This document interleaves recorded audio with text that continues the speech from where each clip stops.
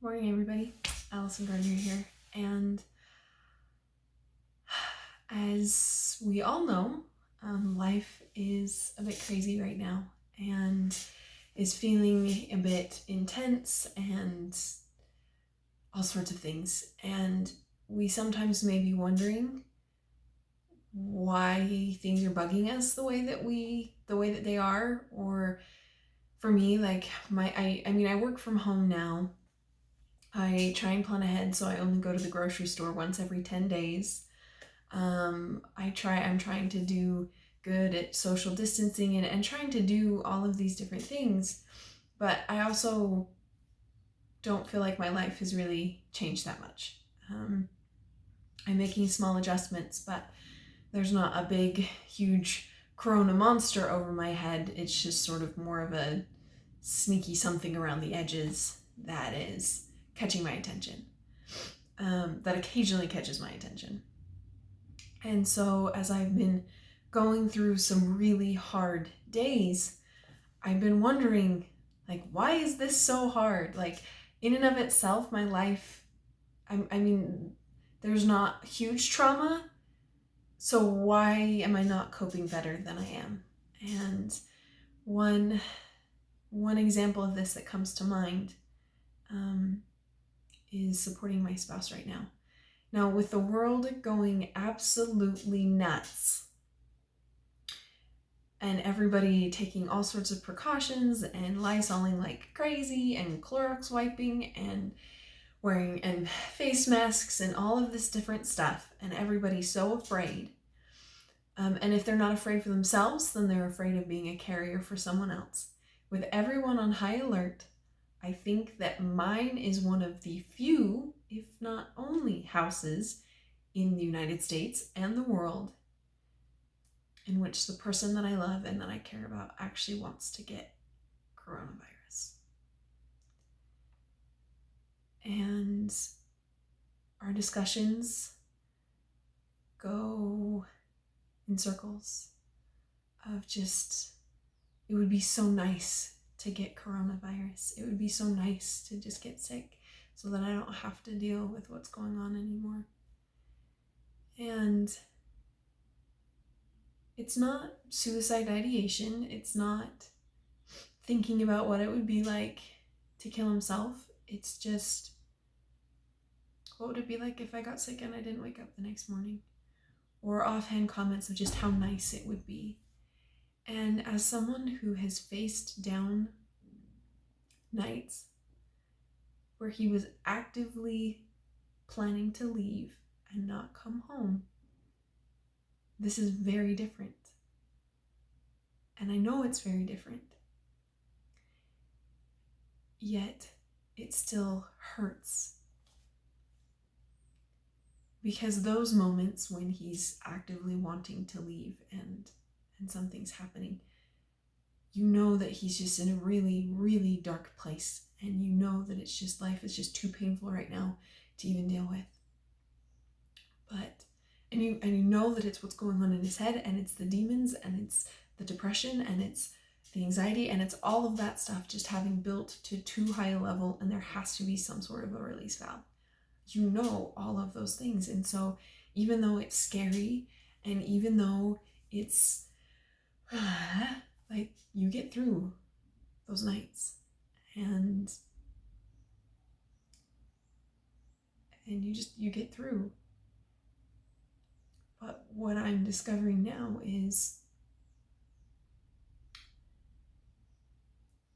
it's almost harder to hear the flippancy about it.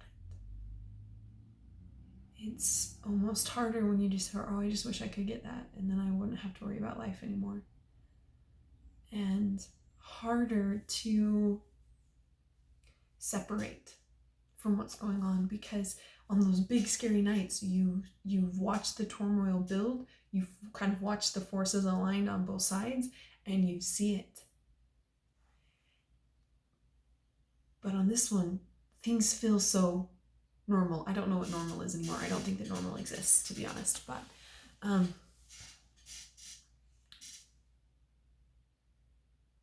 you watch it, and you things seem good, things seem fine, like there's not a lot of extra stressors going on.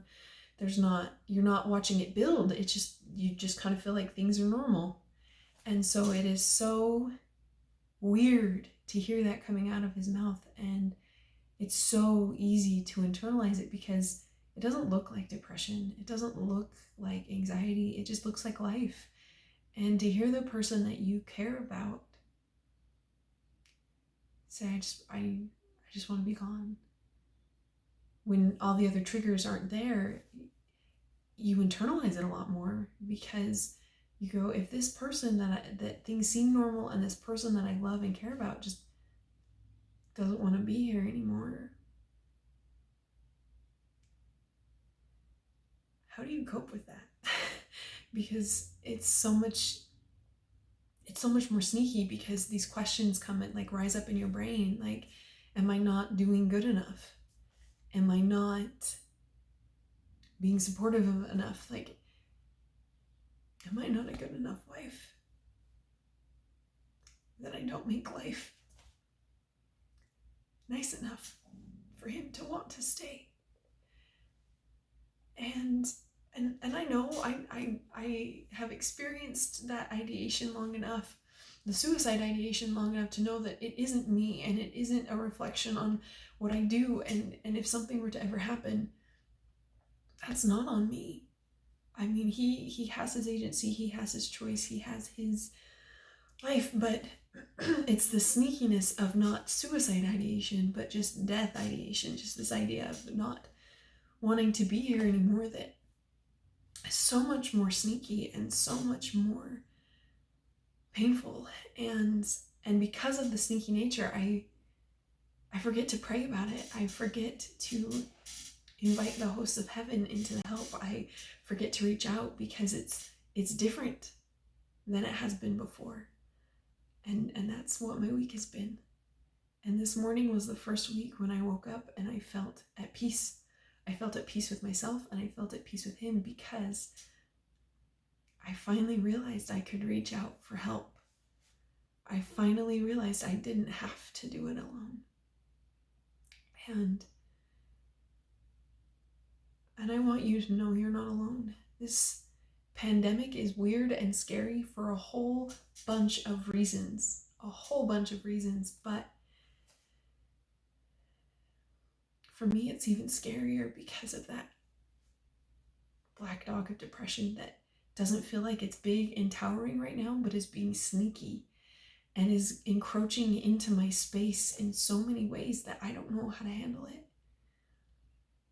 But please know you're not alone, and please know that there is a God in heaven who totally understands what's going on and is there to help you. Because once I prayed about it, and I asked for light, and I asked for help, things got better.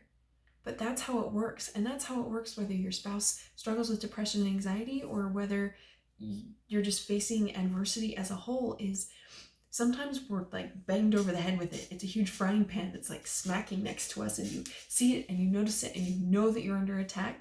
And so you marshal your defenses, and you're aware of it, and you do your best to like get into a defensive pose, and you're ready. But sometimes it's very sneaky, and it's very subtle.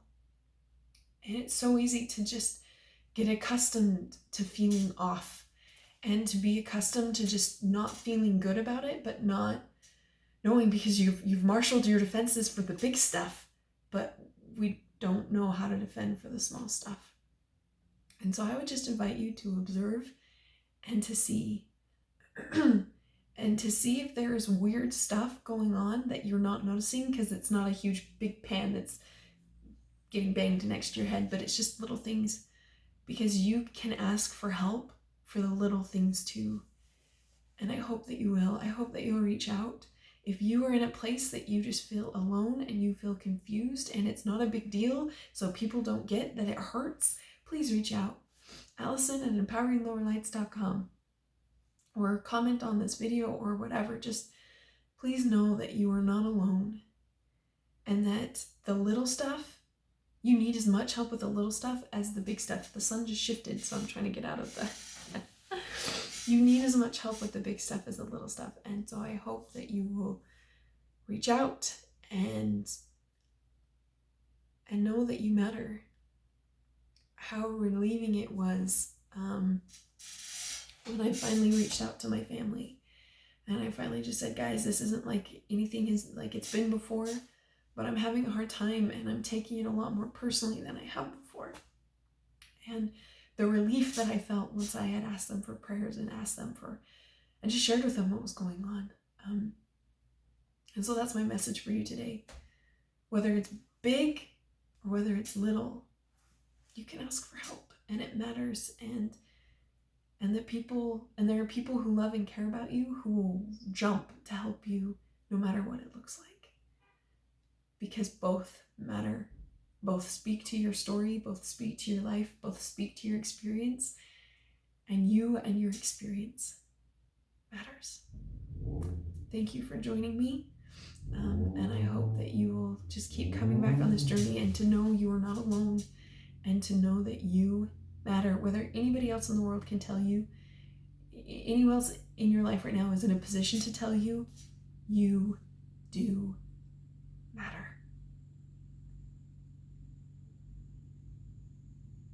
And then at the end of the day, that's sometimes the message you need to hear the most. Thank you for joining me, and I will see you guys next time. Bye.